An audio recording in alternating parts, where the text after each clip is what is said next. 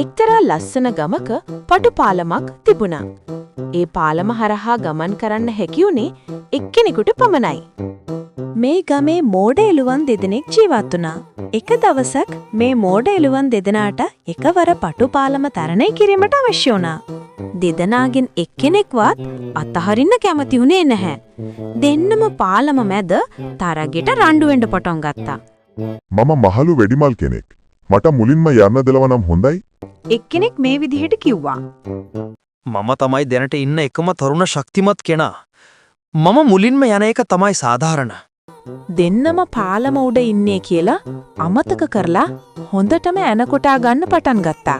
මේ විදිහට දිගින් දිගටම රණ්ඩු වුණ නිසා පාලනයෙන් තොරව දෙදෙනාම පාලමෙන් වතුරට වැටුණා. අන්තිමේදී දෙදෙනාම දියේ ගිලී මිය ගියා. කතාවේ සදාචාරය ප්‍රඥාවන්ත අය අනවශ්‍ය කරදරවල පැටලෙන්නේ නැත.